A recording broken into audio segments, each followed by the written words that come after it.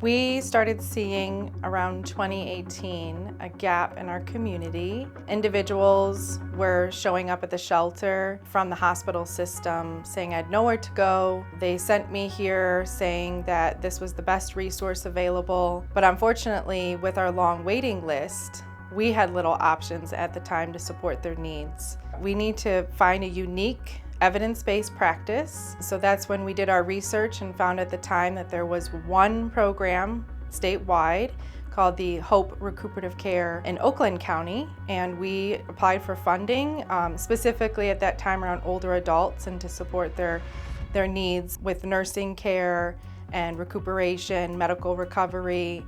And we piloted after that program in 2019. Started off really small, 6-bed program at Delonis, and then we progressed in 2021 at a local hotel for more non-congregate shelter.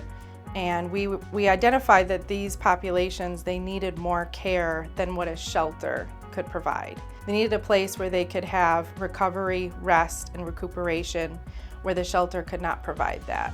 So the purpose for me when I think about our recuperative care program and why we were interested in being a partner is because it provides for me a level of parity. The services that they receive at recuperative care program for the unhoused is similar to a person who was living socially sustainable housing and needed to be discharged from the hospital. They would ordinarily have follow-up care that would be done through the Michigan Visiting Nurses or some other home health care program. Well, when you're unhoused, that's not an option for you.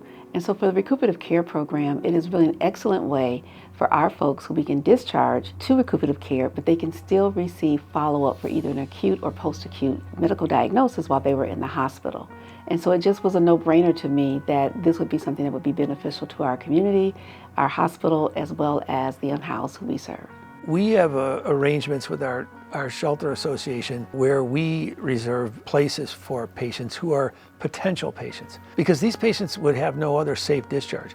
If you don't have a safe discharge, you're going to be stuck in the hospital. And there's a need for beds, acute care beds, where we hold patients every day in our ER that should be in an inpatient bed on the floor. And so when we're able to free up a bed and get a patient out that may end up staying 30 days, 40 days, 60 days, 100 days, and take up a hospital bed, you know, a 60-day hospitalization would open up a bed for 15 acute care admissions. That adds up to, you know, many patients who are getting the care at the place that they need.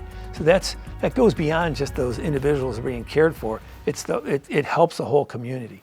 Since the pandemic, most hospitals have really had high occupancy because there are still things that are still out there that require medical intervention. It is really great to know that we can have a person who is unhoused in our hospital, discharge them to a program that's going to do that follow-up care for them and open up a bed for the next person who needs to be seen inside the hospital. So this is a win-win, in my opinion, for our institution. The success of the program is going to rest on a couple things. First, people. Staff at the Recuperative Care Center are going to have to be more flexible than a lot of people are, just as they work with patients with challenging and diverse needs. The other thing that's really needed for a recuperative care center to be successful is stable funding. You know, this is an important clinical service. There's not a mechanism right now for it to use the medical billing system in a sustainable way, unlike all the other healthcare services we provide.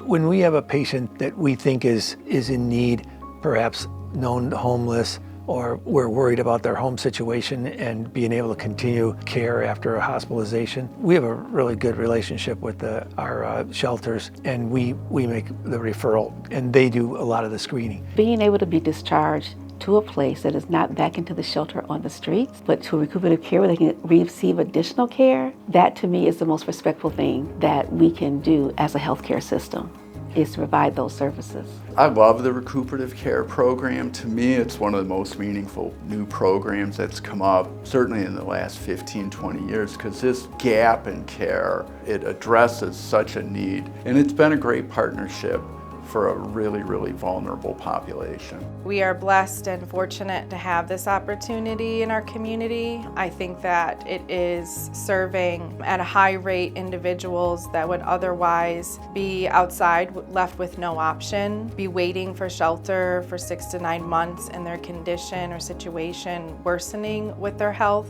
But recuperative care can be that resource. And I'm very fortunate to be a part of this work. I'm very grateful for all the partners, Packard Health and the health systems and the funders to make this happen, because it is very impactful and is meeting that unique need that our community has.